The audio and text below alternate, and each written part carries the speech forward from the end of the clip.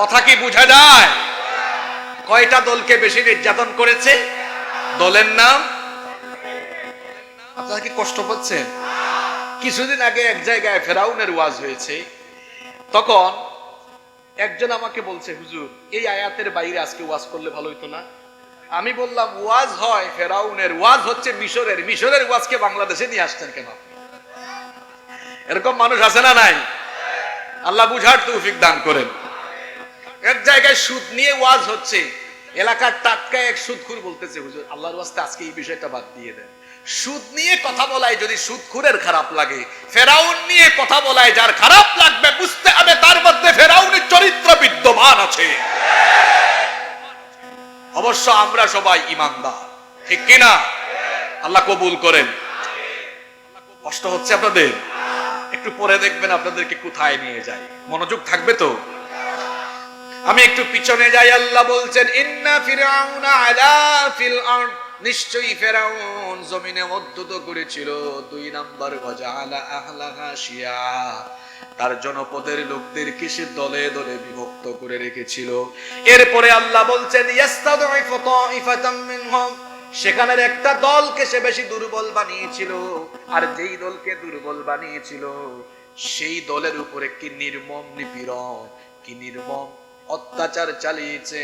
আল্লাহ পরের অংশে বলছেন, ইউযাব্বিহু আবনাআহুম ওয়া ইস্তাহয়ী নিসাআহুম। ওই বনি ইসরাইল দলের, বনি ইসরাইল বংশের উপরে সে এমন নির্যাতন চালিয়েছে, বনি ইসরাইল বংশের কোন মহিলার পেট থেকে যদি কোন ছেলে সন্তান জন্ম নিত, ছেলে সন্তান জন্ম নেওয়ার সঙ্গে সঙ্গে ফেরাউনের বাহিনী ওই ছেলে সন্তানকে ধরে জবাই করে ফেলতো। শুনতেছেন কথা আপনারা? আর যদি ওই মহিলা কন্যা সন্তান জন্ম দিত, ইয়াস্তাহি, বাঁচিয়ে রাখতো যাতে বড় হলে তাকে দাসী বানানো যায়। তাহলে ফেরাউন বনি ইসরাইল বংশের মহিলাদের পেট থেকে জন্ম নেওয়া ছোট্ট শিশু ছেলে যদি হতো তাহলে জবাই করত, আর মেয়ে সন্তান হলে বাঁচিয়ে রাখতো। এটা ছিল ফেরাউনের আর একটা স্বভাব। প্রশ্ন হলো, হুজুর কেন সে এত ছেলে জবাই করেছে? হাজার হাজার ছেলে জবাই করেছে, এত সংখ্যক ছেলে সন্তান সে কেন হত্যা করেছে?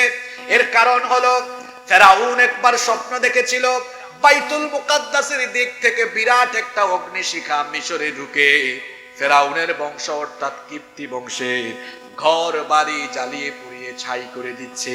কিন্তু বনি ইসরাইল বংশের কারণে কোনো ঘর বাড়ির কোনো ক্ষতি হয় না। এই স্বপ্ন দেখার পরে ফেরাউন তার রাষ্ট্রের, ফেরাউন তার এলাকার সকল স্বপ্ন বিশারদদেরকে প্রাসাদে আমন্ত্রণ জানালো। এরপরে বলল, শোনো, আমি যে এই স্বপ্ন দেখলাম, এই স্বপ্নের ব্যাখ্যা আমাকে তোমরা বলে দাও। স্বপ্ন বিশারদগণ তখন বললেন, মহামান্য ফেরাউন, আপনার এই স্বপ্ন, এটার ব্যাখ্যা কিন্তু খারাপ। ফেরাউন তখন বলল, যতই খারাপ হোক না কেন, এই স্বপ্নের ব্যাখ্যা তোমরা আমাকে জানাও। তখন স্বপ্ন বিশারদগণ বললেন, অচিরেই বনি ইসরাইল বংশে এমন একটি শিশু সন্তান জন্ম নিবে, এই শিশু সন্তান যখন বড় হবে তার মাধ্যমে আপনার ফেরাউনের সাম্রাজ্য পতন হয়ে যাবে। এই কথা শোনার পরে ফেরাউনের টেনশন বাড়লো না কমলো? সে তখন বলল, বনি ইসরাইল বংশে জন্ম নেওয়া ছেলে সন্তানের কারণে যদি আমার ফেরাউনের সাম্রাজ্য পতনই হয়, তাহলে এখন থেকে বনি ইসরাইল বংশের যত ছেলে জন্ম নিবে একটারেও আমি বাঁচায়া রাখবো না। সে তার সেনাবাহিনীকে জানিয়ে দিল, সাফ জানিয়ে দিল, আইন পাশ করলো, বনি ইসরাইলের কোন মহিলার ঘরে কোন সন্তান জন্ম নিলে সেই বাড়িতে যাবা, যদি সেটা ছেলে সন্তান হয় জন্মের পরে সাথে সাথে জবাই করে ফেলবা, আর যদি মেয়ে হয় তাহলে বাঁচিয়ে রাখবা। কারণ ছেলে সন্তান কোন ছেলেটা বড় হয়ে তার মাধ্যমে আমার ক্ষমতা যায় আমি তো সেটা জানি না। এখান থেকে ফেরাউনের একটা স্বভাব আমরা জানলাম, যাদের মাধ্যমে ক্ষমতা যাওয়ার সম্ভাবনা আছে সেই মানুষগুলো নিরপরাধ থাকলেও তাদেরকে নির্মম ভাবে হত্যা করা, তাদেরকে দুনিয়ায় থাকতে না দেওয়া, এটা ফেরাউনের স্বভাব। তাহলে বোঝা গেল, যারা বেঁচে থাকলে পরে ফেরাউনি গদি দুর্বল হয়ে পড়বে, তাদেরকে নানান কায়দায় দুনিয়া থেকে সরিয়ে দেওয়া, হত্যা করা, এটা হলো ফেরাউনি চরিত্রের আরেকটা নমুনা। ফেরাউন যখন এই আইন জারি করলো, ঠিক ওই সময়ে ছোট্ট মুসা নবী তিনি জন্ম নিলেন। তার মায়ের তখন দুশ্চিন্তা বেড়ে গেল। আপনাদের মনোযোগ আছে না গেছে? আছে তো? মুসা নবীর মায়ের টেনশন বেড়ে গেল, এই যে আমার ছেলেটার জন্ম হলো, ফেরাউনের বাহিনী যদি এই খবরটা শুনে তো আমার এই ছেলেটাকে তারা ধরে জবাই করে ফেলবে। তিনি এমন দুশ্চিন্তায় পড়ে আছেন। এমন সময় মুসা নবীর মায়ের অন্তরের মধ্যে ইলহাম যিনি ঢেলে দিলেন তিনি কে? আল্লাহ তাআলা বললেন, আমার বান্দী তুমি দুশ্চিন্তা করো না, একটা সিন্ধুক আনো, সিন্ধুক এনে তোমার এই ছোট্ট ছেলেকে সিন্ধুকের ভেতরে ঢুকিয়ে দাও, এরপরে সিন্ধুকটাকে নদীর মধ্যে ভাসিয়ে দাও। সদ্য জন্ম নেওয়া একটা সন্তানকে সিন্ধুকের ভেতরে ঢুকিয়ে ভাসিয়ে দেওয়া, এটা একজন মায়ের জন্য সহজ না কঠিন কাজ? অনেক কঠিন কাজ। আল্লাহ যখন এই আদেশ দিলেন, মুসা নবীর মায়ের মনটা আরো বিষণ্ণ হয়ে গেল। তখন আল্লাহ তাআলা মুসা নবীর মাকে জানিয়ে দিলেন, আল্লাহ তাআলা বললেন, ওয়ালা তাখাফি ওয়ালা তাহজানি ইন্না রাদ্দুহু ইলাইকি ওয়া জা'iলুহু মিনাল মুরসালিন। আমার বান্দী তুমি ভীত হয় না, সন্ত্রস্ত হয় না, তুমি কোনো দুশ্চিন্তা করো না। অতি শীঘ্রই তোমার সন্তানকে আমি তোমার কোলে আবার ফিরায় দেব, এবং আমি আল্লাহ ওয়াদা করছি তোমার এই সন্তানকে আমি রাসূল বানাবো। মুসা নবীর মায়ের টেনশন এবার কমে গেল। তিনি এবার একটা সিন্ধুকের ভেতরে তার ছোট্ট ছেলেটাকে ঢুকিয়ে সিন্ধুকটাকে নদীতে ভাসিয়ে দিলেন। আর তার মেয়েকে বললেন, মা গো, তোমার ভাইয়ের দিকে নজর রাখো, নদীর তীরে ধরে হাঁটো, দেখো সিন্ধুকটা স্রোতের সাথে ভাসতে ভাসতে কোথায় যায়। মুসা নবীর বোন এবার নদীর তীরে হেঁটে হেঁটে সিন্ধুকের দিকে নজর রাখছেন। সিন্ধুকটা নদীর স্রোতের সাথে চলতে চলতে চলতে চলতে ফেরাউনের ঘাটে গিয়ে ভিড়ল। ফেরাউনের পুণ্যবতী স্ত্রী, মহিয়সী শ্রেষ্ঠ নারী আসিয়া, তিনি তার দাসীদেরকে বললেন, দেখো তো ঘাটের মধ্যে একটা সিন্ধুক আসলো, সিন্ধুকের ভেতরে হয়তো কোনো রত্ন পাওয়া যাবে, হয়তো কোনো কিছু পাওয়া যেতে পারে। কোথার থেকে এটা আসলো, এটা একটু নিয়ে আসো দেখি এটার ভেতরে কি আছে। দাসীরা সিন্ধুকটা আনার পরে সিন্ধুকটা তারা যখন খুললো, আসিয়া ছিলেন নিঃসন্তান নারী, কোনো সন্তানাদি ছিল না। নবীদের চেহারার মধ্যে মায়া থাকে কম না বেশি? আল্লাহওয়ালা মানুষদের চেহারা সুন্দর হয়, কালো যদি হয়, চেহারাটা যদি কালো হয়, যদি নামাজিও হয়, দেখবেন চেহারার মধ্যে একটা মায়া আছে, চেহারার মধ্যে একটা নূর আছে। কারণ যে মানুষ আল্লাহর দ্বীন মানে, আল্লাহর হুকুম মানে, আল্লাহর হুকুমাকাম বিধান মানে, তার উপরে একটা রহমত আছে না নাই? দেখবেন আমার সম্মানিত ইমাম সাহেব, আমার ইমাম সাহেব ভাই মাত্র 12,000 15,000 টাকা তিনি বেতন পান। দেখবেন তার পরিবারে তার কাপড় চোপড়, তার চলাফেরা কত সুন্দর, চেহারাটা দেখলেই দেখবেন ভালো লাগে, মায়া লাগে।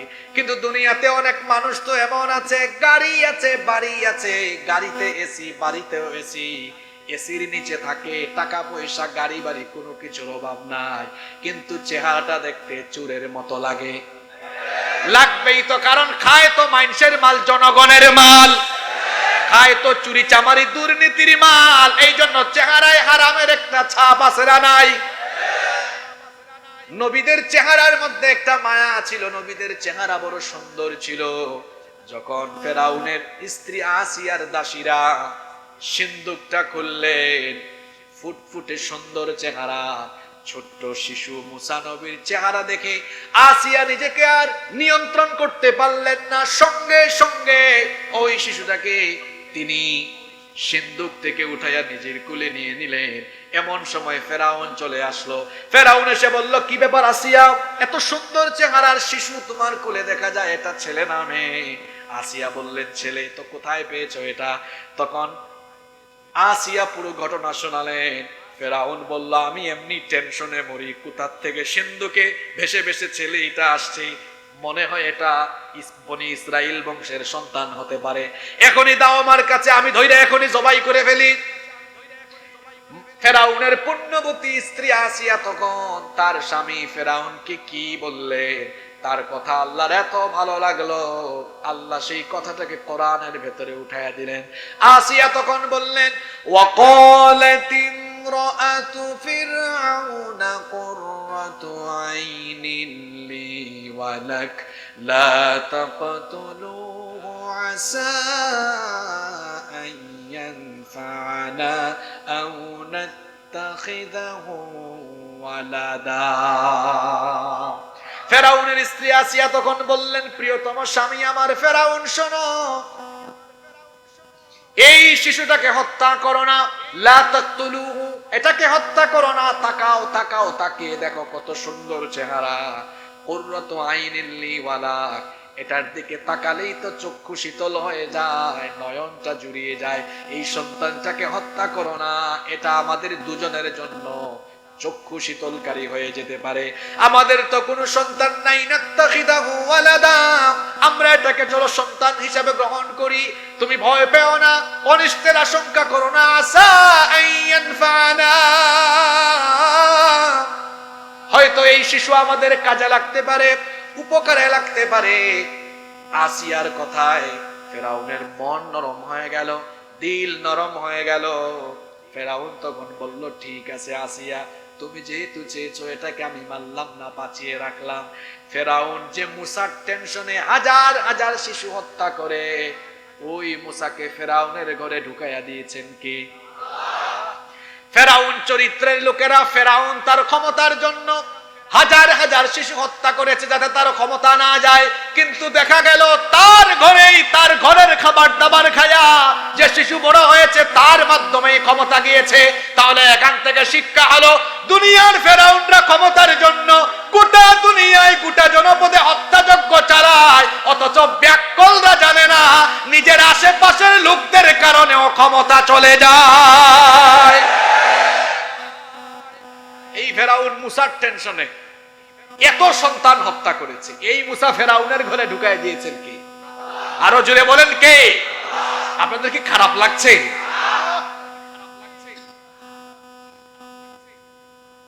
এবার এই শিশু সন্তান খাবে কি? আমরা তো মাছ মাংস খাই, কিন্তু শিশু বাচ্চারা তো বুকের দুধ পান করবে। এই শিশুটাকে দুধ পান করানোর জন্য অর্ডার দেওয়া হলো বিভিন্ন জায়গা থেকে যেন ধাত্রী মহিলারা আসে।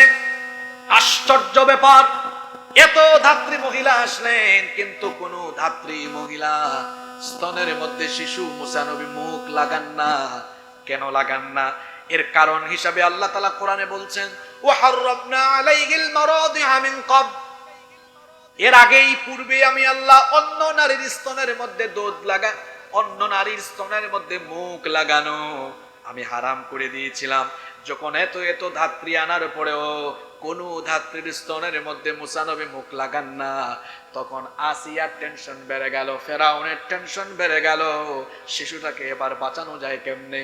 কোথায় তারা এমন মহিলা পাবে যে মহিলার দুধ এই শিশু পান করবে? মুসা নবীর বোন খোঁজ নিতে নিতে নিতে নিতে কৌশল করে ফেরাউনের প্রাসাদে ঢুকে গেলেন।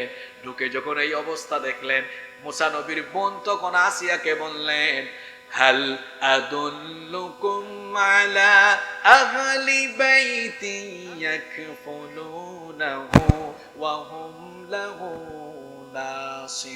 নাসিহুন, আমি কি আপনাদেরকে এমন একটি ফ্যামিলি, এমন একটা পরিবারের সন্ধান দিব না যেই পরিবার এই বাচ্চার তত্ত্বাবধান এবং দেখাশোনা করবে?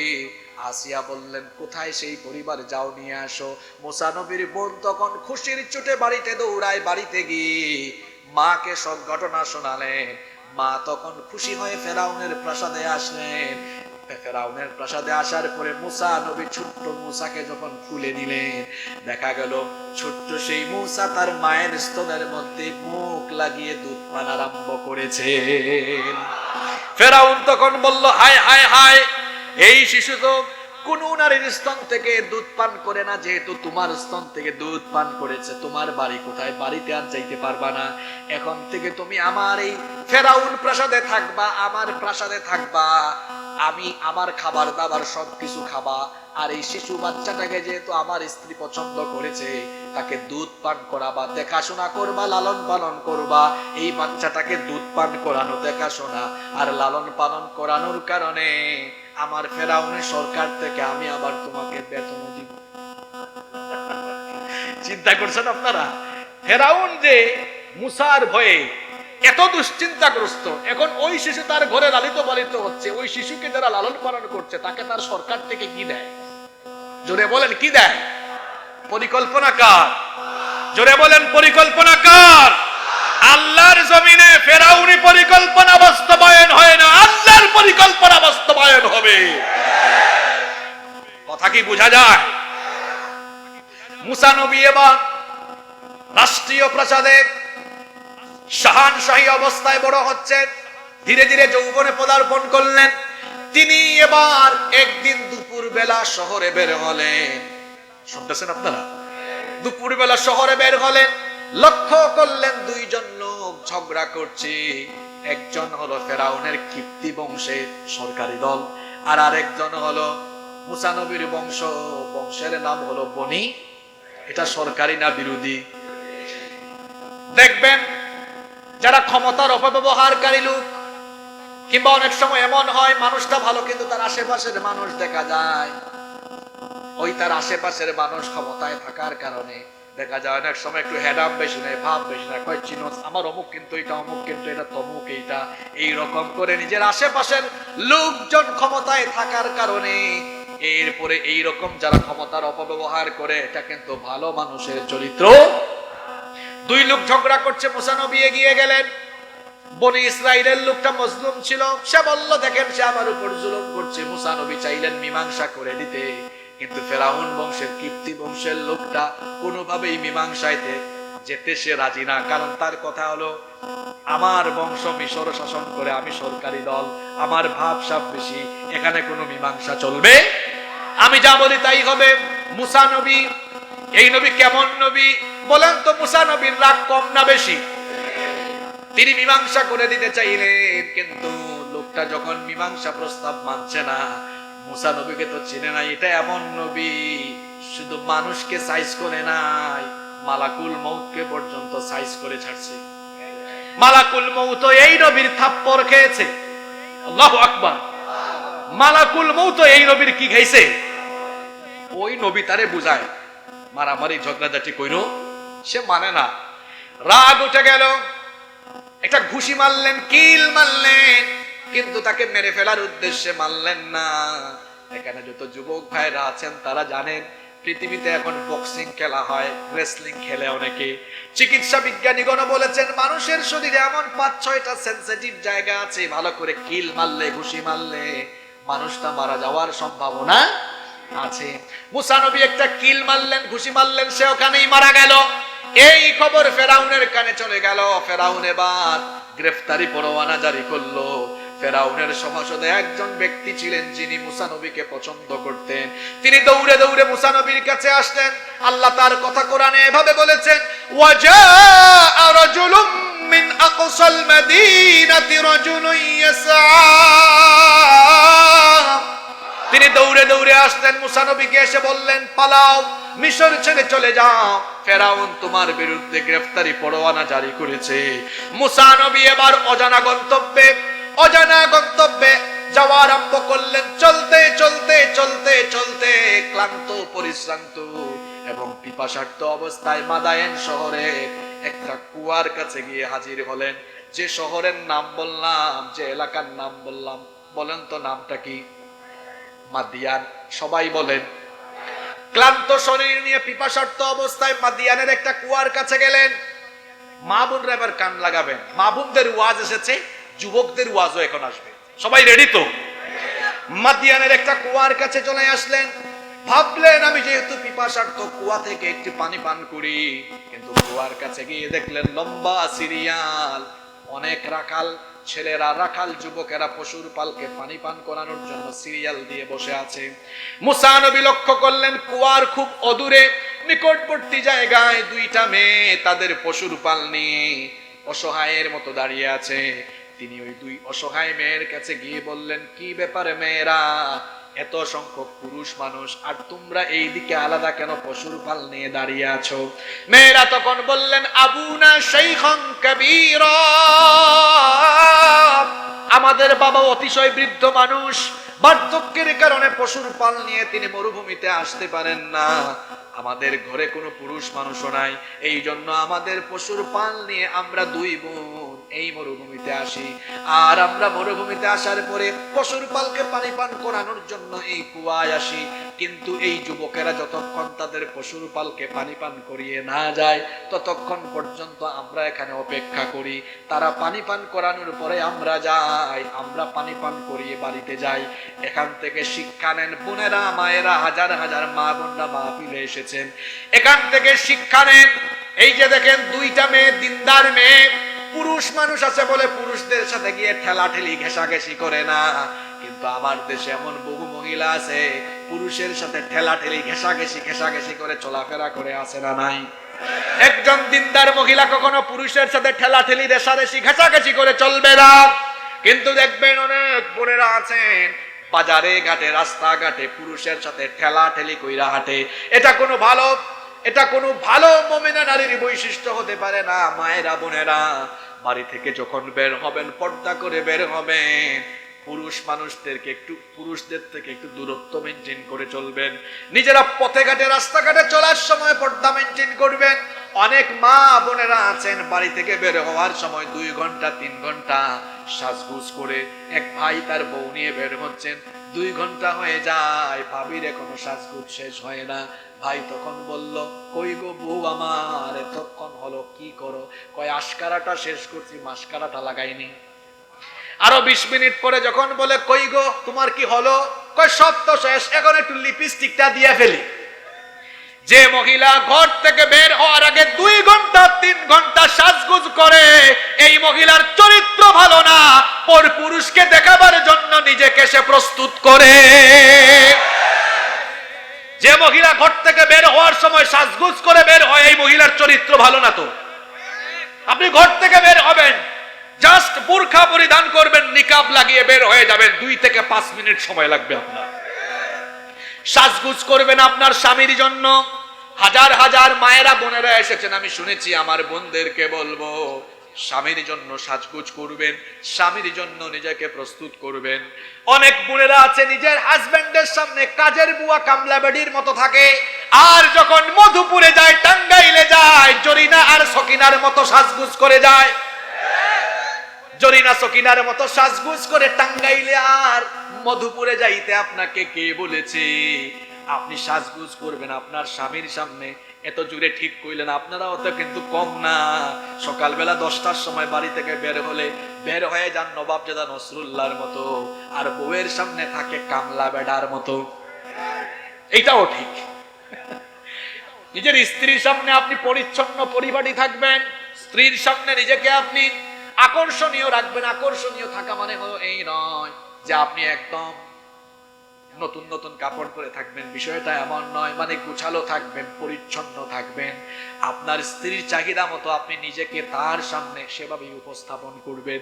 ঠিক সেভাবে আমার বোনেরা যারা শুনছেন, আপনিও আপনার হাজবেন্ডের সামনে নিজেকে এমন ভাবে প্রেজেন্ট করবেন, শুনে আপনি আপনার স্বামীকে এমন ভাবে আপনার দিকে আকৃষ্ট করে রাখবেন যাতে আপনার হাজবেন্ডের চোখ কোনোদিন আপনার থেকে অন্য কারো দিকে আর না যায়। কেমন ভাবে প্রস্তুত রাখবেন যেন আপনার স্ত্রীর চক্ষু আপনার দিকে অন্য কারো দিকে না যায়। তাহলে বোনরা যারা আছেন, বোনরা বাড়ি থেকে পর্দা করে বের হবেন। অবশ্য আমরা যখন হুজুররা পর্দার কথা বলি, তখন এক শ্রেণীর মানুষ আছে, তারা বলে এই দেশে মোল্লারা নারীদেরকে প্যাকেট কইরা আটকায়া নারী উন্নতি আর নারী অগ্রগতি আটকায়া দিল। আমার ঘটনা একটা মনে পড়েছে, বলবো। এক এলাকায় এক লোক মুরগির খামার করেছে। কিসের খামার? এখন মুরগিকে নেট দিয়ে দেওয়াল দিয়ে আটকায় রেখেছে। একদিন এক শিয়াল এসে বলে, আহারে মুরগিগুলা, তোদেরকে দেখে কত কষ্ট হয় আমার, তোরা জানোস? দেখ আমার দিকে তাকা, আমি স্বাধীন, যেখানে সেখানে যেতে পারি, আর তোদের মালিক তোদেরকে এখানে আটকায় রেখেছে। তখন এক মুরগি বাকিদেরকে বলল, এর কথায় বিভ্রান্ত হয় না, সে চায় আমরা যেন এই আবদ্ধ জায়গা থেকে একটু বের হই, তারপর সেজন্য আমাদেরকে গ্রাস করতে পারে, ভক্ষণ করতে। শিয়াল সব সময় মুরগির স্বাধীনতা যেমন চায়, লুচ্চা বদমাইশরাও নারীদেরকে সব সময় তাদের সামনে বেপরদা অবস্থায় দেখতে চায়। ঠিক আছে কথা? সব কথা সহজ করে বললে হয়, যেমন কুকুর তেমন মুগুর দরকার। এদেরকে সভ্য ভাষায় বললেও এরা শুনে না। প্রাচ্যের অক্সফোর্ড নামে খ্যাত ঢাকা বিশ্ববিদ্যালয়, জাহাঙ্গীরনগর বিশ্ববিদ্যালয়, জগন্নাথ বিশ্ববিদ্যালয় সহ দেশের বহু বিশ্ববিদ্যালয়গুলোতে আমাদের বোনেরা পর্দা করে পরীক্ষার হলে যেতে পারে না, পর্দা করে ক্লাসরুমে যেতে পারে না। বাংলাদেশের বিভিন্ন কলেজে আমাদের বোনেরা পর্দা করে যেতে পারে না। কিছু শিক্ষক নামের মানুষকে আমরা দেখি, তারা আমাদের বোনদেরকে বেপর্দা করতে ক্লাসে বাধ্য করে। আমরা তাদেরকে বলবো, যদি মেয়েদের চেহারা এতই দেখতে মন চায়, ঘরে গিয়ে নিজের বউয়ের চেহারা দেখেন। কলেজ আর বিশ্ববিদ্যালয়ের মেয়েদেরকে এত বেপর্দা বানাইতে মন চায় কেন? নাকি ওই ঘটনার শিয়ালের মতো আপনার চরিত্র? আল্লাহ যেন এদেরকে হেদায়াত দেয়। কষ্ট হচ্ছে আপনাদের? 15-20 মিনিট থাকবেন তো আপনারা? আজকে মুনাজাতের আগে উঠতে পারবেন না ইনশাআল্লাহ। কোথায় ছিলাম মনে আছে? বলেন তো কোথায় ছিলাম? কুয়ার কাছে। কিসের কাছে? কুয়ার কাছে। ওই দুই মেয়ে বললেন, আমাদের বাবা বৃদ্ধ মানুষ, এই জন্য আমরাই এসেছি। যুবকরা যখন পশুর পালকে পানি পান করায় চলে যাবে, তখন আমরা আমাদের পশুর পালকে পানি পান করাবো।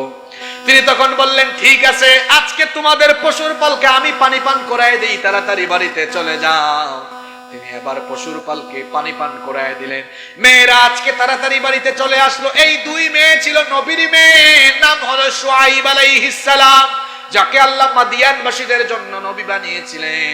শুআইব আলাইহিস সালাম মেয়েদেরকে বললেন, কি ব্যাপার মেয়েরা, প্রতিদিন বাড়িতে দেরি করে আসো, আজকে কেন এত তাড়াতাড়ি চলে আসলে? মেয়েরা ঘটনা শোনালো। তখন শুআইব আলাইহিস সালাম বললেন, যেহেতু ছেলেটা তোমাদেরকে সাহায্য করেছে, আমার কাছে নিয়ে আসতা, তাহলে আমি তাকে খুশি হয়ে কিছু হাদিয়া দিতাম, পুরস্কার দিতাম। সুবহানাল্লাহ। ওইদিকে মুসা নবী ওই কুয়া থেকে পানি পান করে একটা গাছের ছায়ার নিচে বসে আছেন আর আল্লাহর কাছে দোয়া করছেন, আল্লাহ, অজানা এলাকায় এসেছি, একটা মানুষও পরিচিত নাই, থাকা খাওয়ার একটা ব্যবস্থা করে দাও। কেমনে আল্লাহ দোয়া কবুল করে ব্যবস্থা করে দিলেন শুনেন। শুআইব নবী মেয়েদেরকে বললেন, যেহেতু ছেলেটাকে তোমরা আনলা না, এখন যাও ওই কুয়ার কাছে গিয়ে দেখো সে আছে কিনা, যদি থাকে তো আমার কাছে নিয়ে আসো, তাকে একটু হাদিয়া দেই। মেয়েরা এবার চলে গেলেন, গিয়ে দেখলেন একটা গাছের নিচে মুসা নবী তখন বসে আছেন। তারা মুসা নবীর কাছে গেল। মুসা নবী তখনও তিনি নবী হন নাই, যুবক মানুষ। ওই দুইটা মেয়ের সামনে তিনি তখন তার চক্ষুটাকে নিচের দিকে রেখে লজ্জাশীল হয়ে কথা বললেন। যুবকদের ওয়াজ চলে এসেছে। ও যুবক ভাইরা দেখো, এই যে মুসা নবী দুই মেয়ের সাথে কথা বললেন, চোখে চোখ রাখলেন না, নিচের দিকে তাকিয়ে কথা বললেন। কিন্তু আমার যুবক ভাইরা যখন রাস্তায় হাঁটে, 2-3টা মেয়ে হেঁটে গেলে যদি সুন্দরী হয় তো একটা আরেকটারে কয়, দোস্ত কি যে দেখলাম, মাথা আমার ঠিক নাই। এটা দেখতে কইছে কে আপনাকে? আল্লাহ তাআলা কোরআনে কারীমে বলেছেন, কুল্লিল মুমিনিনা ইয়াগুদ্দু মিন আবসারিহিম, ও নবী মুমিন পুরুষদেরকে আপনি বলে দেন তারা যেন তাদের চক্ষুকে পরনারী থেকে নিম্নগামী করে পরনারীর দিকে না দিয়ে নিচের দিকে রেখে দেয়। হুকুমটা কার? সুতরাং যুবক ভাইরা পরনারীর দিকে ফেল ফেল করে তাকিয়ে থাকবেন না, অসভ্য ছেলের মতো মেয়েদের পিছনে ঘুরঘুর করবেন না, বরং নিজেকে দিনদার চরিত্রবান বানিয়ে নিজেকে আপনি এমন জায়গায় নিয়ে যান যাতে করে সুন্দরী সুন্দরী আর দিনদার মেয়ের বাপ আপনার কাছে মেয়ে বিয়ে দেওয়ার জন্য ঘুরঘুর ঘুরঘুর ঘুরঘুর করে। সিদ্ধান্ত নেন, ঘুরবেন না ঘুরাবেন? জি, যুবকরা ঘুমায় গেছে নাকি? যুবকরা ঘুরবা না ঘুরাবা? নাকি গার্লফ্রেন্ড মারা ঘুরা আরম্ভ করছো? ইস, গার্লফ্রেন্ড কিসের গার্লফ্রেন্ড, এখনই ব্লক মারো। আমার দেশে এখন কিছু বক্তাও বের হয়েছে, 30-40-50 মিনিট শুধু যুবক যুবতীদের প্রেম প্রীতি নিয়ে আলোচনা করে যুবকদের কারো উস্কায়া দেয়। যুবক ভাইদেরকে বলছি, এটা হারাম রিলেশনের সময় নয়, এই বয়স হচ্ছে নিজেকে কোরআনের পতাকা তলে কোরআনের আন্দোলনে শামিল করার বয়স। এটা কোরআন হাদিস চর্চার বয়স। এই বয়স হলো দ্বীন কায়েমের আন্দোলনে যোগদানের বয়স। বয়স নয়, এটা গার্লফ্রেন্ড বানানোর বয়স নয়। আল্লাহ আমার যুবকদেরকে কবুল করে। মুসা নবী চোখের দিকে তাকালেন না, বললেন কেন এসেছেন? তারা বলল আমাদের বাবা ডেকেছেন, চলেন আমাদের সাথে। মুসা নবী মনে মনে বললেন মনে হয় কিছু একটা হতে পারে, আল্লাহ মনে হয় দোয়া কবুল করেছেন। মুসা নবী বললেন ঠিক আছে, তোমাদের বাড়িতে যাব, তবে তোমরা আমার সামনে হাঁটবা না, তোমরা আমার সামনে হাঁটবা না, আমার পিছনে যাও। কারণ একজন যুবকের সামনে যদি যুবতী হাঁটে, সেখান থেকে যুবকের জন্য ফিতনা হওয়ার সম্ভাবনা আছে না নাই? ও যুবক ভাইরা, দেখো মুসা নবীর মতো চরিত্র বানাও। তিনি বললেন আমার পিছনে যাও, পিছন থেকে আমাকে ডিরেকশন দাও, ডানে যাব না বামে যাব, কোন দিকে যাব বলো। মেয়েরা পিছনে চলে গেল। এবার তারা বাড়িতে চলে গেলেন। শুআয়ব আলাইহিস সালাম তাদেরকে অভ্যর্থনা জানালেন। অভ্যর্থনা জানানোর পরে মুসা নবীর কাছে সকল ঘটনা জানতে চাইলেন। মুসা নবী সকল ঘটনা যখন বললেন, শুআয়ব আলাইহিস সালাম তখন বললেন আরে তাহলে এই এলাকায় তো আপনার দেখতেছি কোনো পরিচিত মানুষ নাই, আত্মীয় স্বজন নাই। দুই মেয়ে তখন বলে আব্বাজান আমাদের ঘরেও তো কোনো পুরুষ মানুষ নাই, এই লোকটার এই এলাকায় এই দেশে কোনো পরিচিত মানুষ নাই, আর আমাদের ঘরে কোনো পুরুষ মানুষ নাই। তখন শুআয়ব আলাইহিস সালাম বললেন মেয়েরা কি বলতে চাও? তখন মেয়েরা বললেন আব্বাজান পুরুষ মানুষ না থাকায় আমরা তো পশুর পাল নিয়ে মরুভূমিতে যাওয়া লাগে, এই লোকটার যেহেতু এলাকায় কেউ নাই, কর্মচারী বানায়া আমাদের ঘরে রেখে দেন, তাহলে আমাদের পশুর পালকে মরুভূমিতে নিয়ে যাবে, আমাদের ঘরের কাজ করবে, তারও থাকার ব্যবস্থা হলো, আমাদেরও উপকার হলো। আর লোকটা কিন্তু কবিয়ুল আমিন। মেয়েরা এবার মুসা নবীর প্রশংসায় দুইটা কথা বলল, কবিয়ুল আমিন। কবি মানে শক্তিশালী, আমিন মানে হলো বিশ্বস্ত। শুআয়ব আলাইহিস সালাম মেয়েদেরকে বললেন আচ্ছা ছেলেটা যে বিশ্বস্ত আর আমানতদার তোমরা এটা বুঝলা কেমনে? তখন মেয়েরা বলল আব্বাজান ছেলেটা শক্তিশালী আর আমানতদার বিশ্বস্ত আমরা এভাবে বুঝেছি, এই ছেলেটা আমাদের পশুর পালকে পানি পান করিয়েছে অসংখ্য যুবকের ভিড়ে, তখন তার শক্তিমত্তা দেখেছি। কোন কোন দুর্বল রিওয়ায়াতে এসেছে ওই কুয়ার উপরে ঢাকনা সরাতে কয়েকজন যুবক লাগতো, আর মুসা নবী একাই সেটা সরাইয়া দিয়েছেন। আল্লাহু আকবার। এজন্য মেয়েরা বলল সে শক্তিশালী, আর শুআয়ব আলাইহিস সালাম বললেন সে যে বিশ্বস্ত আমানতদার চরিত্রবান। কেমনে বুঝলা? মেয়েরা বলল চোখের দিকে তাকায়া কথা বলে না, বাড়িতে আনার সময় সামনে হেঁটেছে, আমাদেরকে পিছনে রেখেছে। শুআয়ব নবী তখন বুঝতে পারলেন এগুলো সাধারণ মানুষের চরিত্র নয়, এক নবীর খবর আরেক নবীর কাছে আসে না নাই? তিনি বললেন তাহলে আর চাকর বানাবো কেন, কর্মচারী বানাবো কেন? এতদিন ধরে আমি যা খুঁজতেছি তাই যেহেতু পেয়ে গেছি। তিনি তখন বললেন বাবারে কর্মচারী হয়ে থাকা লাগবে না, আমার বাড়িতে এই দুই মেয়ে থেকে যাকে পছন্দ হয় একটারে বিয়ে করে আমার মেয়ের জামাই হয়ে আমার বাড়িতে থাকো। এবার ওয়াজ আসছে আমার চাচা আর চাচিদের।